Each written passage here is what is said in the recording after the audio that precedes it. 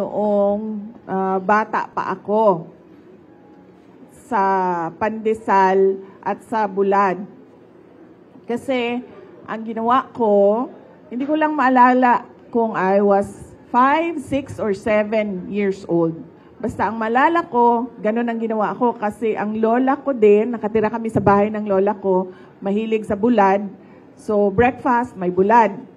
Tapos ang ginawa ko, ganun ang ginawa ko. Kinuha ko yung bulad, yung akala ko malinis na siya na wala siyang buto, wala siyang tinik. So nilagay ko sa pandesal, tapos kinain ko diretso, ganun. Tapos meron pala siyang tinik na naiwan doon. So, at saka medyo siya malaki. So, natusok yung ngalangala ko. Tapos, nang natusok yung ngalangala ko, sobrang iyak ko na. Breakfast yun, papunta kaming paaralan. Papasok kami sa school. Tapos, sa sobrang iyak ko, na sabi ni dating Pangulong Rodrigo Duterte, papa ko, sabi niya sa akin, gusto mo ba na wag nang pumasok ng school, sumama ka na lang sa akin? Ay, sa paniwala ko, yan yung naisip niya na paraan para tumigil ako sa kakaiyak ko doon sa sobrang sakit nung tinik sa ngalangala ko. Tapos sabi ko kaagad, oo. So maalala ko yung araw na yon na tinik ako ng buto ng daing doon sa pandesal na kinain ko. Pero na-absent ako at sumama ako sa Hall of Justice. Tsaka sa Hall of Justice pa yon, no? So, mas bata pa pala ako noon. 4 siguro. Yes, 4. Oo, so sumama ako doon at gusto ko kasi doon sa Hall of Justice kasi busy si PRD nagtatrabaho siya. So, pag sinasama niya ako, paikot-ikot ako niyan, akyat sa taas, sa baba, sa labas. So, the usual na bata na kung saan-saan umaabot. So, yun yung hindi ko makalimutan na memory sa pandesal. Kaya ingat na ako kapag ginagawa ko yung cheese whiz tsaka daing. Kaya pala kayo naging lawyer, 4 years old na sa Hall of Justice na kayo. Oo, maalala ko pa sa office, no? Sa mga office ng prosecutors. Kasi maraming prosecutors iba-iba yung opisina nila, iba-iba yung style ng opisina nila, iba-iba yung kanilang routine sa opisina. At maalala ko pa, bata pa ako, marunong na ako mag-typewriter. Kasi may typewriter, diba, sa office. Tapos, doon ako naglalaro kasi yung secretary ni PRD, para hindi ako paikot-ikot kung saan-saan, binibigyan ako ng mga scratch paper at pinagta-type ako kahit hindi pa ako marunong magbasa. Yes. Thank you. Before we continue, I'd like to acknowledge one of your biggest fans, ma'am, in the Philippines, Congressman Bong Sontay. Opo. Congressman namin dito, ha? Yes. Good morning po, Congressman Bong Sontay is my schoolmate. Schoolmate pala kayo. Ay, hindi tayo nag-abot. Nag-abot ba tayo? Hindi na, no? Wow. Oh, yeah. So, nag-abot tayo sa San Beda College. May tanong sila, kung may memories, yung tatay ninyo, anong daw ang paboritong palaman ni former President Duterte? May picture siya na nasa Davao kumakain ng pandesal.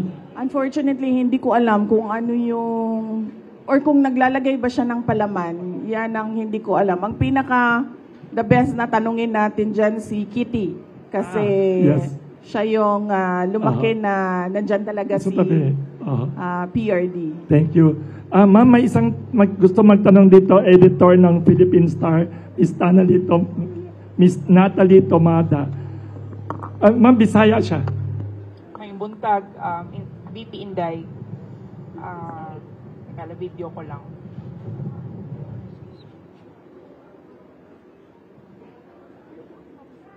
So, ingon ni Sir Wilson, light. light lang daw akong pangutan.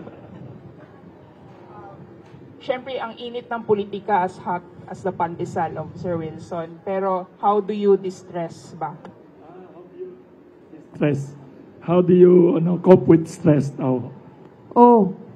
Unang-una, tulog, no? Hinahabaan ko yung tulog ko. Tapos meron na akong sinusubukan ngayon, sinusubukan pa lang, hindi pa siya routine na dapat 8 hours yung tulog. Dapat by 11 p.m. tulog na ako, and then 8 a.m. dapat gising na ako. So sinusubukan ko pa lang, hindi pa siya perfect na routine. Tapos pangalawa, marami naman nakakaalam na nag-hike ako. Nag-hike ako ng mga bundok, pero lately, hindi pa ako nakabalik sa hiking. At ang pangatlo is usually kasama lang yung pamilya. Napakasimple na magkasama kami, tapos nagluluto kami ng sangyupsal, yung mga ganon. Mahilig yung mga anak ko yung luto kain. So kung kunwari may griller, tapos hotdog, tapos kakainin ka agad. So yung mga ganon na mga bagay. You were spotted, di ba, parang watching a musical with your daughter. Isa din ba yun sa mga parang ways to distress mo? Yes, ma'am. Opo. Yung anak ko, nakuha niya sa akin yung love for plays and musicals. So, bata pa lang siya, tinuruan ko na siya i-appreciate yung mga ganon.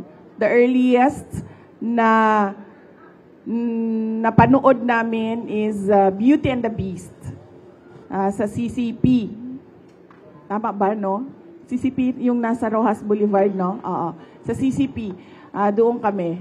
Beauty and the Beast yon, maliit pa siya na bata. And then sunod-sunod na yon, hanggang siya na mismo, nagustuhan na niya, siya na yung nagsasabi sa akin, kasi ang alam ko lang naman ng mga musicals and plays, yung mga luma, yung mga noong panahon ko pa.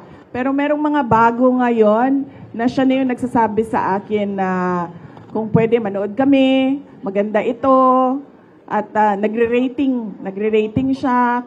Tapos tinatanong ko siya, bakit mas maganda yung ito kaysa itong napanood natin.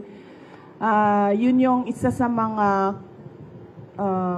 activities na ginagawa namin ng anak ko, si Shark. Iba-iba kasi yung interest nila, magkakapatid. So, ang ginagawa ko as a mother, sinusubukan ko na kung ano yung interest nila, doon ako sasama. So, yung pangalawa, mahilig sa sports. So, nandun ako, nagiging cheerleader ako kapag meron siyang mga laro. And then, yung pangatlo, mahilig magluto o mag-baking. So, nagluluto yun ng banana bread. Pangalan niya? Si Stonefish. Nagluluto ng banana bread. Tapos, nagluluto din yun ng ulam niya. So, yun yung sinusubukan ko gawin as a mother. Kung ano yung interest ng anak ko, doon ako sumasama. Hindi ko sila dinadala sa kung ano yung gusto ko. Thank you, VP Inday. Thank you, Ms. Natalie Tomada. Ay, Mr. Nye, yes. From Xinhua News Agency. May mga foreign media and Philippine media here. Thank you. Thank you.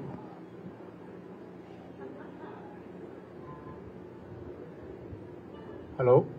Thank you. Good morning, Madam Vice President. I'm from China. Speaking about the food security, my grandfather, even my parents, their generation, they all have the memory of hunger. They don't have enough to eat. So, but now, thank you. But now China have pretty much solved this poverty and hunger problem. So, what if both countries will enhance the cooperation in this field? I think for sure China will provide a lot of help, and it provides also lessons. So, what do you think? The future perspective for the cooperation between the Philippines and China, in the poverty reduction and to solve the food security problem? What is the future? What do you think of the future will be? Thank you. Philippines. Yes, for the Poverty, Philippines, hunger. yes. Oh, well, I see, sir, no, that in the People's Republic of China, there is really a plan on how to uplift the citizens from poverty, and that is very important. That there is a plan by governments on how to address poverty, not just by band-aid solutions, but long-term solutions to poverty. The first one is you have to have a plan, and then number two, you have to invest in education. I truly believe that the primary solution to poverty is education, and not just the education that we see now, but modernization of education as well. It has to evolve with the changing times. And then next is food security. It is important that the state invests in modernization and assisted farming. So sa una po, initially, it has to be that the state is involved in providing the necessary capital to the farmers to give them the startup. And then it has to be state farming as well, so that we get to use all the available lands, not just 1 or 2 hectares of private lands. It has to be all available lands for agriculture. It must be, the government must invest in farming. Thank you, Vice President. May nag-text din dito, 3 people.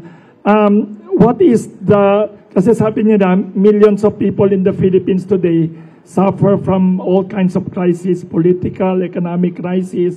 We have also the flood control crisis. Ano naman ang personal worst crisis that you have experienced personally or professionally, and how did you cope, ma'am, and what lessons can we learn from the way you cope, Kasi maraming crisis sa Pilipinas ngayon. Everyday na lang sa news front page, puro political crisis, corruption crisis, flood control crisis, food crisis. Sorry, ma'am. Sa akin, ang personal crisis ko is aging. Don't look. Yan siguro yung masasabi ko na personal crisis, yung aging. Kasi unang-una, mahirap na magbawas ng timbang kapag may edad ka na, at syempre kailangan mo magbawas ng timbang dahil mahalaga yung cardiovascular health, no? Na hindi ka ma-stroke, hindi ka ma-heart attack dahil may edad ka na. Pangalawa, kung napapansin nyo, nauubos na yung buhok ko. Hindi ko alam kung bakit. Everyday na maligo ako, sinasabi ko sa inyo, siguro mga sobra 50 ang nahuhulog na buhok sa ulo ko.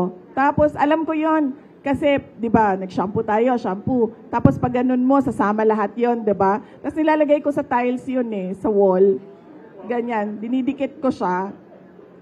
Tapos pagkatapos ko maligo, nililinis ko siya, tapos tinitingnan ko.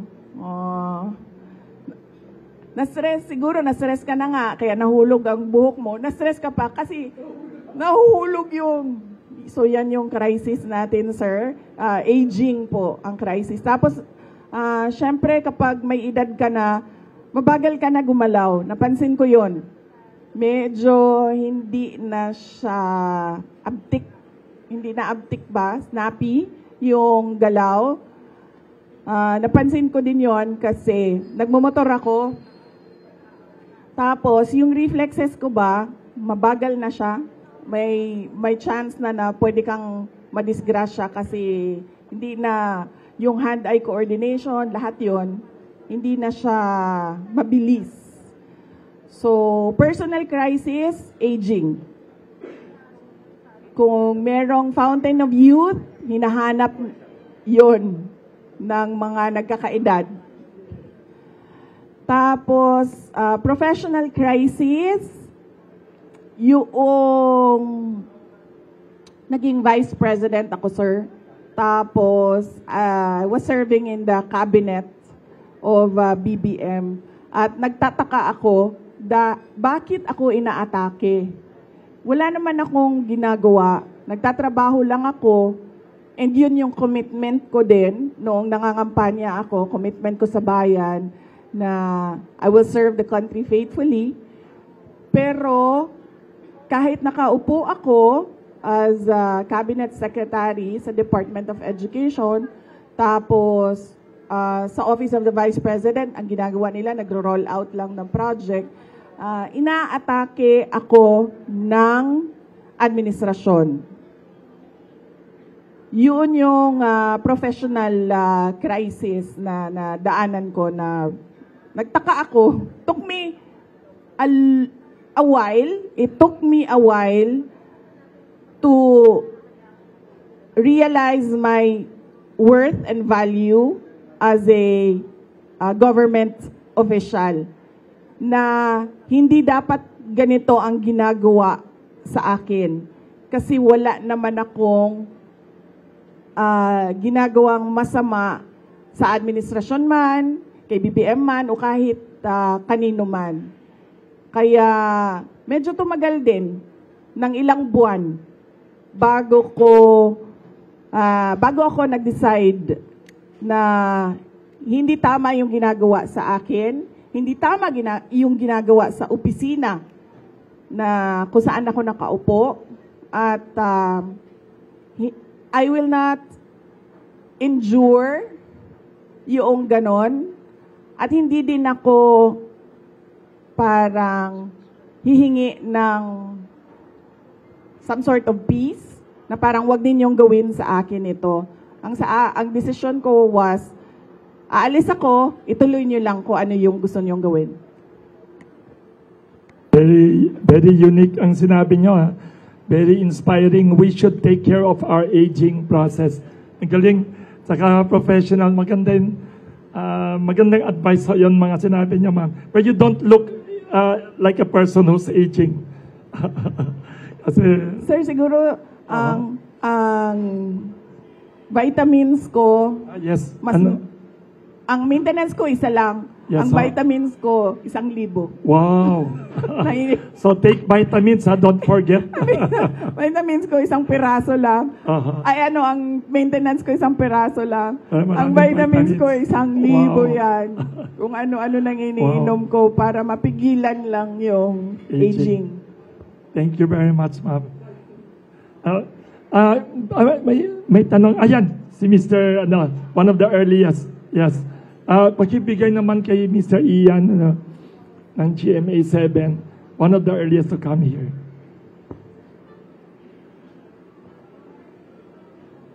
Paki-mention your name ulit kahit kilala na kayo ni PP. Thank you.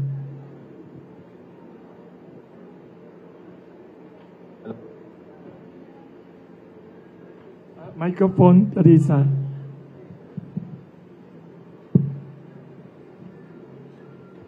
VP, good morning po.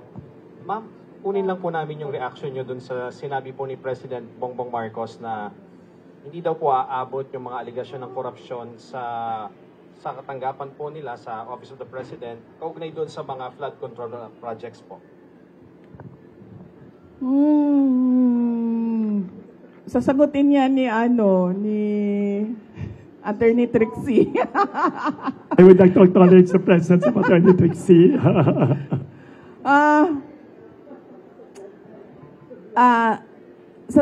Sa ganitong ongoing pa yung investigation ko at inquiry ko sobrang magtataka ka bakit confident yung Pangulo na hindi aabot sa Office of the President yung iskandalo at yung korupsyon. So ibig sabihin, siguro alam na niya kung ano yung kalalabasan ng inquiry at ng investigasyon. Kasi wala namang iba sigurong explanation kung bakit napaka-confident mo sa mga mangyayari pa. Wala pa akong nahanap na tao na alam kung ano yung mangyayari bukas. Siya pa lang, si BBM pa lang. Ma'am, doon naman po sa sinasabi na baka possible na maging state witness si former Speaker Martin Romualdez, do you think magiging effective po siyang state witness doon sa mga flood control projects po?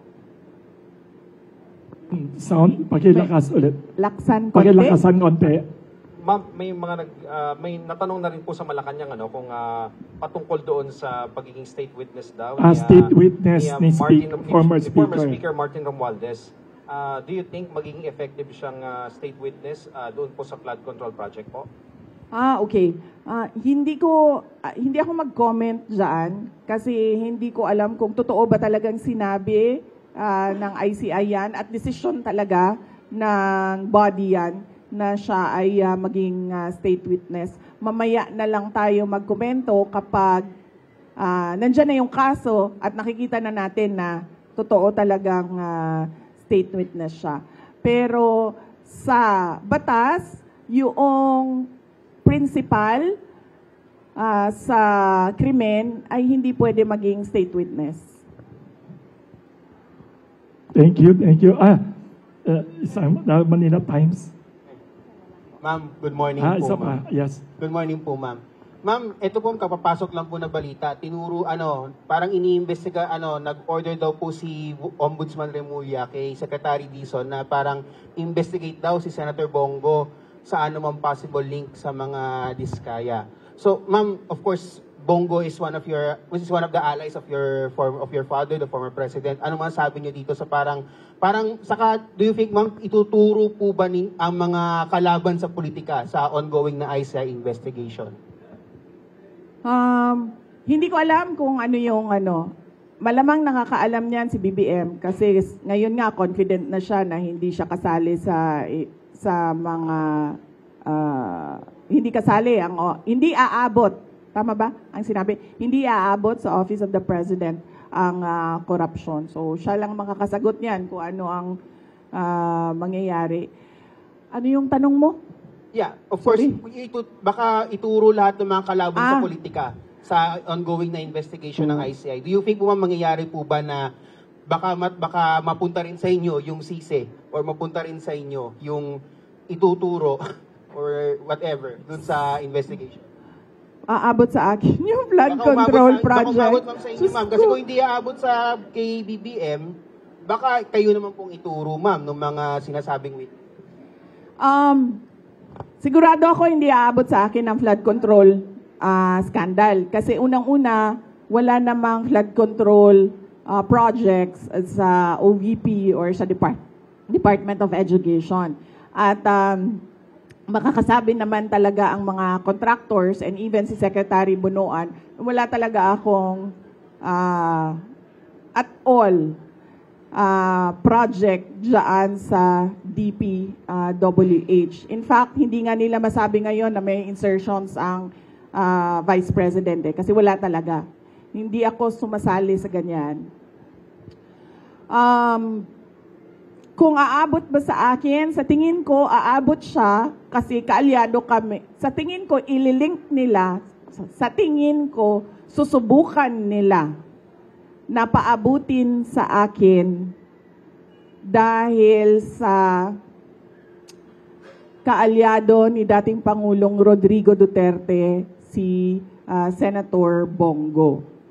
Doon siguro nila gagawan ng kwento yun. Yung part na ako, si PRD, nasa gitna, at si Senator Bongo, nasa kabilang side. Last question na lang, ma'am. Ma'am, medyo light tayo, ma'am. Ma'am, if you're bread or tinapay, anong bread po kayo? Anong bread si BBM? Anong bread si Martin Romualdez? Anong bread si Saldico? Ito talaga. Taga Manila Times, magaling.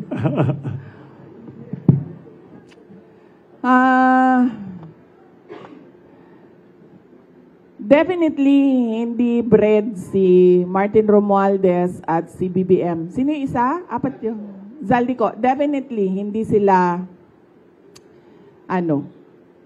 tinapay. Dahil hindi makain yung ugali nila. At hindi makain yung korupsyon nila. Kung ako ay tinapay, ang hirap nito ha. Sige, ito na lang. Paborito ko ang ensaymada. Okay? Pinaglihi ako sa ensaymada.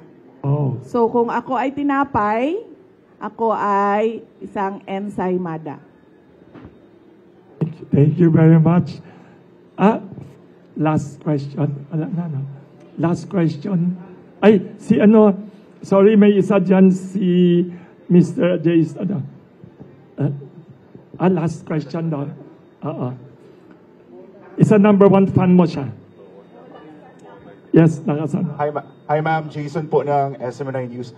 Going back po dun sa naging statement ni President Marcos, I would like to ask for your comment on this. Na sinabi niya, I am confident that whatever mud might be slung at the administration, that will be able to show that these are politically motivated and do not actually have any validation in fact. Sabi niya po, politically motivated na i-link siya sa mga issue ng korupsyon o katiwalian po. Your comment on that, ma'am? Hindi na ito politically motivated. Bakit? Hindi naman siya makakatakbo na ulit eh. Hindi na siya politiko. Presidente na siya. And that ends there. Hindi natin alam kung sa 2028 o another 20 years na naman of a BBM, of a Marcos. No. Hindi na siya hinahabol ng mga tao, ng taong bayan dahil politiko siya. Hinahabol siya ng taong bayan dahil wala siyang ginagawa bilang Pangulo. Hinahanap sa kanya yung trabaho niya bilang Pangulo. Follow-up question sa sinabi rin ni President Marcos. He said na politika lang nga ito and sabi niya, gusto nila akong Yan ang sinasabi ko. 'Di ba? Sino ba sa ating lahat ang nagsasabi at nagpaplano ng destabilisasyon?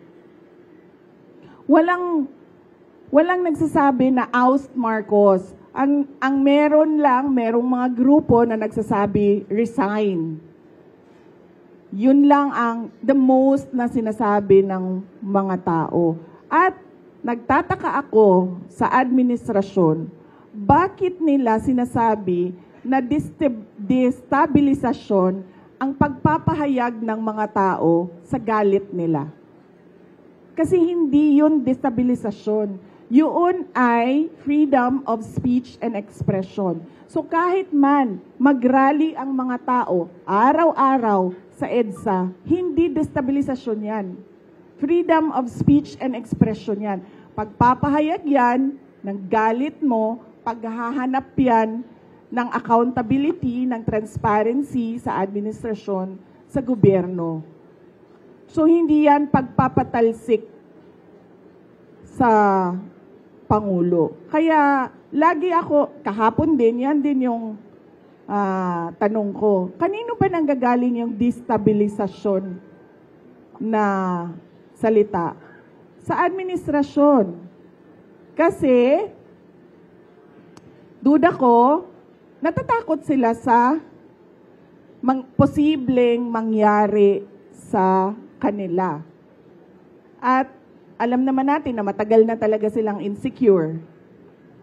Noong kampanya pa lang, madami na akong kwento ng yung panggigipit nila sa campaign team ko.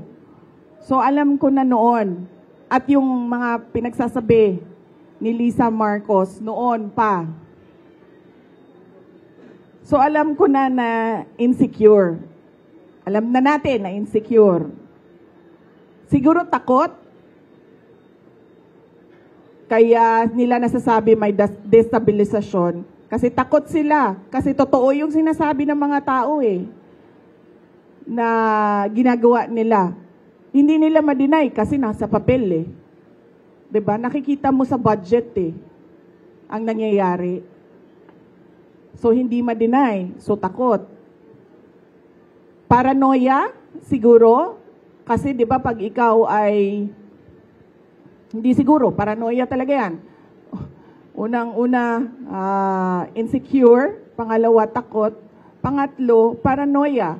Kasi ang tao na may bisyo, nagiging paranoid. Na magbibigay lang ako ng example, pinapa-explain ng mga departamento kung saan ako pumupunta at bakit matagal ako sa isang lugar.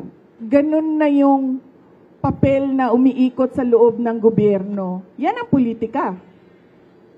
'Di ba? Magtatanong sila, anong ginawa ni Inday Sara doon? Ilang oras siya? At sino ang mga tao doon?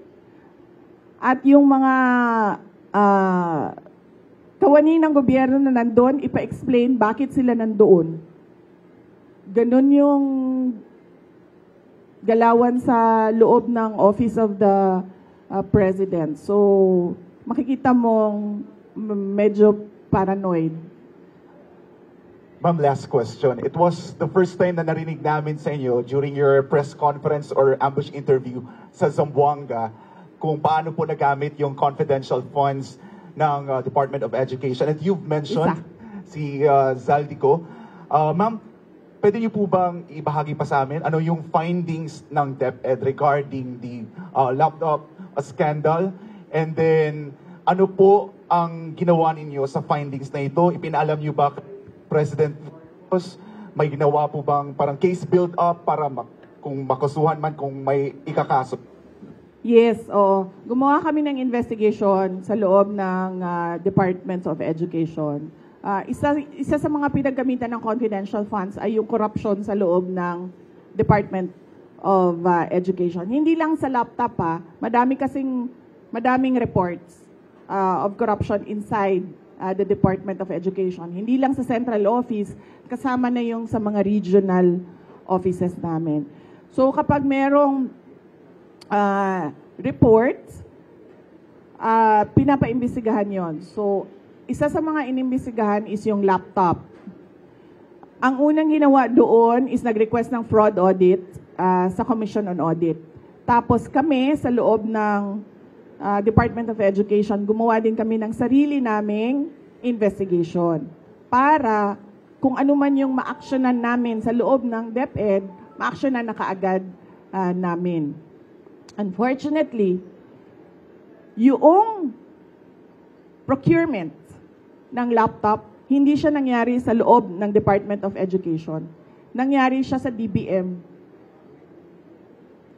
So, ang pinaka-papel na nasa loob ng Department of Education ay yung agreement between DepEd and DBM. So, hindi pumasok lahat ng procurement documents sa DepEd. So, ang pinaka na magawa lang namin doon sa loob ng Department of Education is mag-blacklist. And at that time, hindi pa namin ma-blacklist kasi hindi nga sa amin nangyari yung procurement. So, natali yung kamay namin doon. Kaya inasahan namin na doon sa fraud audit ng Commission on Audit, may lalabas doon na mga personnel involved. At doon sa Blue Ribbon Committee na investigation, kung maalala nyo, may nangyaring Blue Ribbon Committee investigation sa Senate, sa laptop, ginamit namin yon sa loob ng Department of Education para isa-isahin kung sino yung mga personnel involved na under sa mga tao involved doon sa Senate Blue Ribbon investigation. Diyos ko, akala mo ba yung presidente natin nagtatrabaho? Hindi nagtatanong yan at all. Hindi, I swear to the flag, si BBM, hindi yan siya. Nagtatanong ng trabaho at all. Kaya napansin nyo ba, walang direksyon yung governance at walang direksyon yung iba't ibang departamento. Bakit? Kasi he doesn't give he doesn't command. He doesn't command, he doesn't ask, he doesn't say that, look, there's a Philippine development plan and what are you supposed to do about this? Akala nyo ba yung ginawa ko sa DepEd, galing yun kay Bibi? Hindi, akin yun. Lahat. Kasi he did not give any orders at all. So pag upo ko doon, sabi ko sa mga kasamahan ko, sa mga USEC at ASEC, I think this is our show. Kasi walang participation at all ang Pangulo. So gagawin na lang natin kung ano yung karapat dapat na gagawin para sa edukasyon dito sa ating bayan. So we created the Matatag Agenda. We followed through with the Matatag Curriculum. At unfortunately, hindi kami natapos kasi, yun nga, nag-decide ako na I don't deserve the attacks that were thrown at me by the administration. Kasi ako na nga lang siguro yung kaisa-isa dong nagde-deliver para sa cabinet ni BBM. Tapos gadun pa yung gagawin nila sa akin. O di, nung nawala ako, adi wala na. Wala na siyang accomplishment at all. Thank you very much, Vice President. Due to limited time, sorry kasi would like to request naman the Vice President to give a message. Ma'am, baka you have a message for World Pandesal Day and to the public. Thank you for all yes. Happy World Pandesal Day sa inyong lahat. Nagpapasalamat ako sa oras at panahon ng ating mga kaibigan sa media sector ngayong umaga na ito dahil nakasama namin kayo sa World Pandesal Day. At maalala ko nung kabataan ko, ang pandesal ay 25 centavos. So yun yung childhood ko. Yes. 4 na pandesal sa piso. Yun yung childhood ko. 1980s. Wow. Yes. So, unfortunately ngayon, hirap na ang mga tao na bumili man lang ng 4 na pandesal. If at all, meron silang maibigay sa anak nila, isang piraso na pandesal. And we deserve better. The Philippines deserves better. The children deserves better. They need food prices. We need food prices to go down. We need the children to enjoy not just 1 piece of pandesal, but kung gusto ng bata na kumain ng 5 peraso, dapat nabibigyan ng oportunidad ang ating mga kabataan na mag-enjoy ng 5 peraso ng pandesal na affordable sa kanilang mga magulang. Maraming salamat. Thank you very much, Vice President. Ma'am, by the way, dito pala sa Kamuning Bakery, even though we are a small business, every year we donate a public school sa province. Baka one of them we could donate through your office, kayo mag-recommend any place in Davao area na earthquake. We'd like to say we donate every year as small public school building. Baka ma'am, we could coordinate with your office to donate. As we admire what you're doing for the children, ma'am. Thank you, ma'am. Thank you. Now, we are very lucky to have our very eloquent, hardworking, and humble Vice President answer questions. Next part of our program is we will present the symbolic giant pandesal for our beloved Vice President. This is 2 kilos. Baka ito na yung fountain of youth of everyone. Thank you. May picture taking tayo. Yes.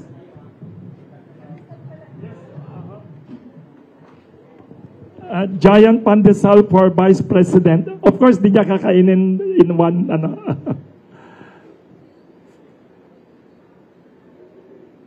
Thank you for inspiring the people, ma'am, during difficult times. Yes, tingin tayo to. Yes, tingin daw. Yun. Thank you very much. We'd like to invite naman the public school teachers. Yes. The guest. Si Congressman Bong Suntay, the schoolmate. Pero younger kayo, ma'am. Ay, ma'am, may public school teachers na neighborhood school ng kapitbahay ng Kamuning Bakery. Anong school sila? Ay, Quezon City High School, ma'am, the oldest public school in Quezon City. Yes, the largest public school. Kapitbahay namin. Ma'am, lahat sila admirers. Yes. Halika. Yes, Rojas High School na. Roses. Ma'am, Alejandro Roses High School also. Si Alejandro Roses, suki ng Kamuning Bakery. Iba nandito sa kabila. Yes. Mga favorite namin, ma'am, public school teachers. Mga public school teachers sila. Yes.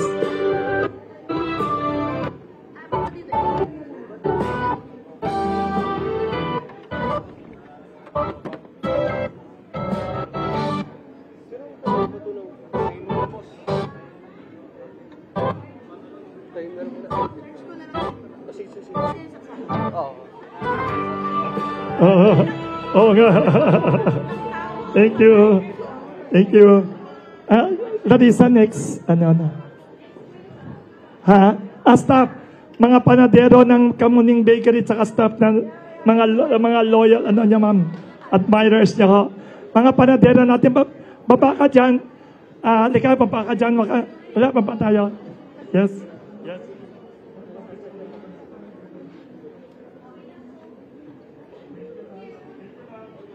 Mga, okay, ma'am. Okay, ma'am.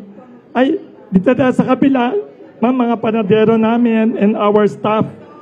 Halika. Mga staff. Yes. Ay, kababayan. May kababayan niya, dalawa dyan, tatlo. Halika. Yan. Halika. Mga staff, mga very hardworking staff. Ma'am, di sila natulog kagabi. Nagbabalot ng mga pandesal. Smile tayo. Meron pa. Yan. Ay, yan, cook pa. Cook. Ay, iba dito. Ito sa kabila. Ay, pati yung guard.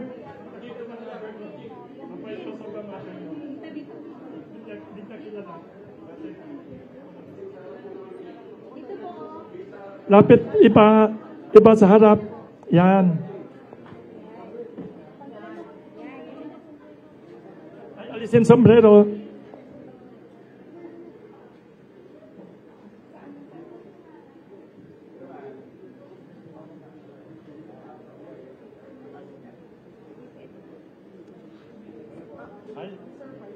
Ay, oo. Yan. Smile.